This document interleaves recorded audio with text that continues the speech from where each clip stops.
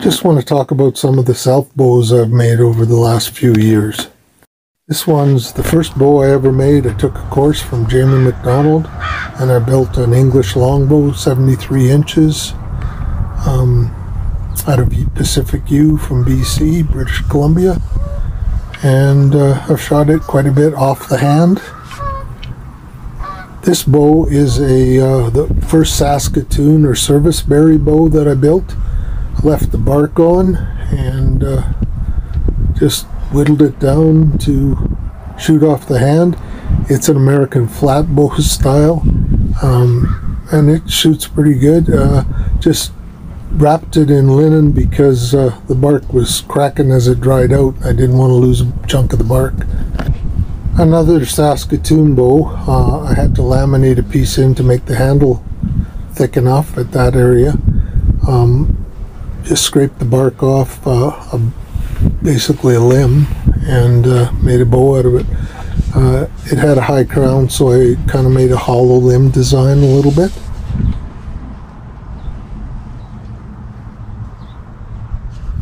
This bow's made out of paper birch. It grows locally, so it's a real easy wood to get in Alberta. I just scraped the smoothest part of the back and had a pretty high crown, so I decided I'd do another hollow limb design. This one's a little longer. I just wanted to keep it a little bit longer because I wasn't sure about how to do the wood, but it's hollowed out quite a bit, and it made a really nice shooting bow. This bow's made out of an Osage orange stave I was able to get. It was an old stave and didn't have a lot of meat at the handle, so I had to laminate another piece in. Again, it's an American flat bow design.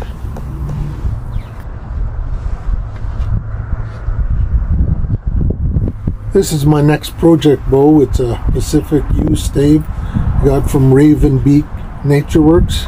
They supply yew staves from Canada. I'm planning on making a 64-inch flat bow design.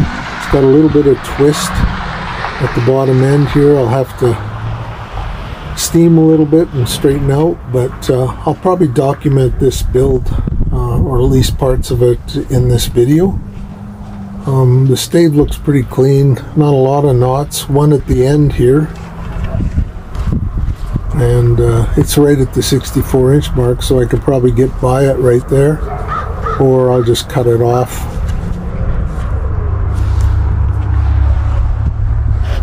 I heat treat all the bows now, so they don't take as much set. This birch bow did take set. I did heat treat it. This yew bow took about 2.5 inches of set, and it is not treated on the belly to try and reduce that. The Saskatoons take a little set, but I do heat treat the belly, and they're pretty good that way. So I'll be heat treating this next build for sure.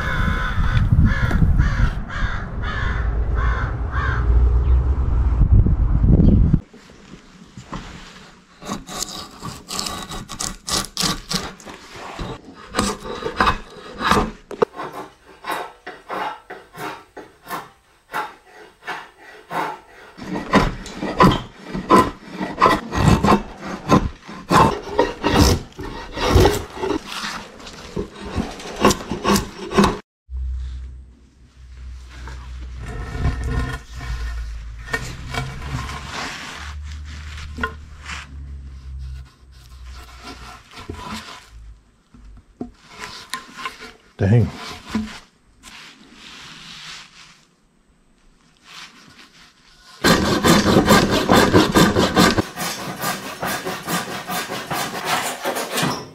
The sapwood is quite thick, so I'll have to reduce it down a lot.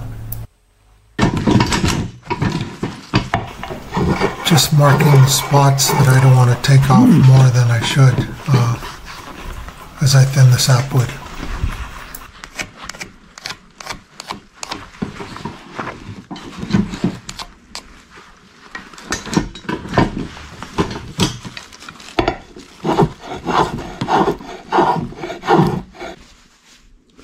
just about hour and 50 minutes to get it all smoothed down. Still want to take a 16th off at least. It's not bad though. I'll lay the bow out and rough it down and then take a 16th off before I start chopping away too much. But back looks pretty good except for this.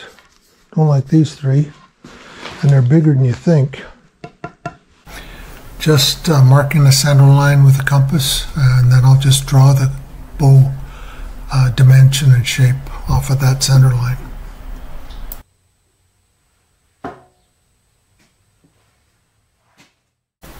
Just marking out the handle section.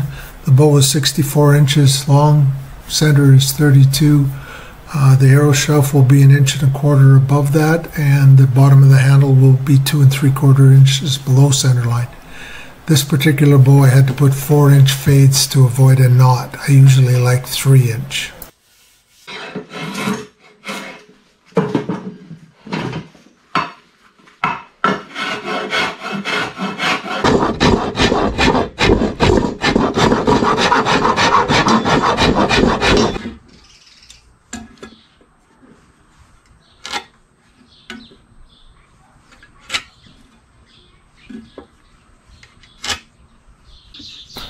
So I'm just marking the fades, those 4-inch fades I talked about earlier. The limb thickness roughed out is about 1/2 inch, and I'm just marking a smooth transition down from the thickness of the handle, which is about 1 3/4 inches down to the 1/2 inch of the fades on both sides.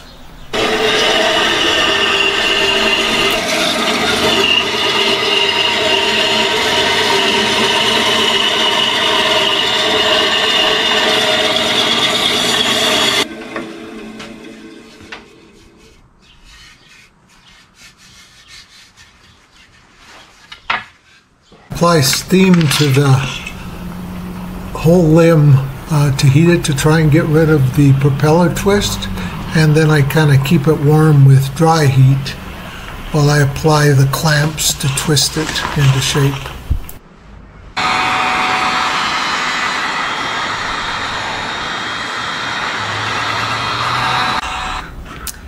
I just apply a bar clamp to the bow tip, and then the weight of another bar clamp twists it in the direction I want to remove the bow. I just clean out the knots and apply crazy glue and sawdust to try and give them more strength.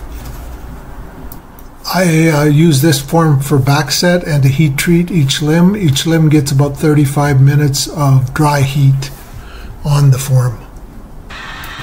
Just putting a little bit of recurve in the tips, dry heat again, and just let the weight of a bar clamp move the limb.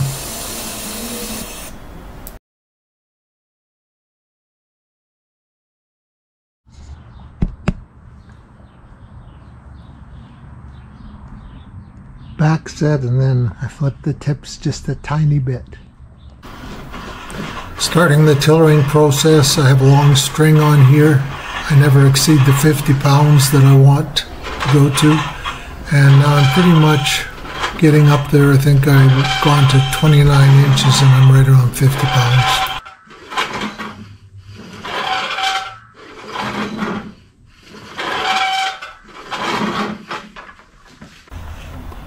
The handle layout is personal preference. I just use a rasp to start it and then just keep working it till it's comfortable in my hand.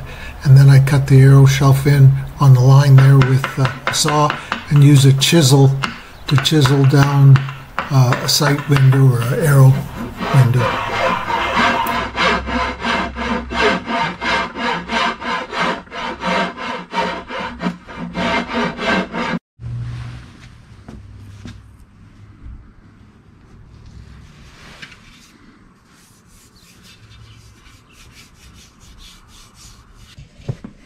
I add just a piece of wood to the nocks, just for a little harder material than the yew, and then I just rasp it down. I use crazy glue to glue those on.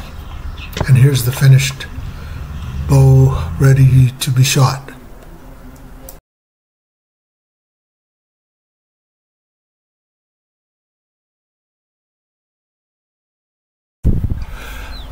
I shot 26 successful arrows with this bow. I do have a knot in the upper limb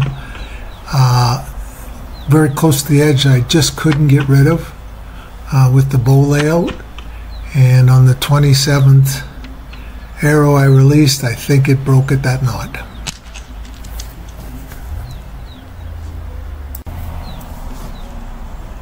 Both the upper and the lower limbs delaminated at a growth ring in the heartwood.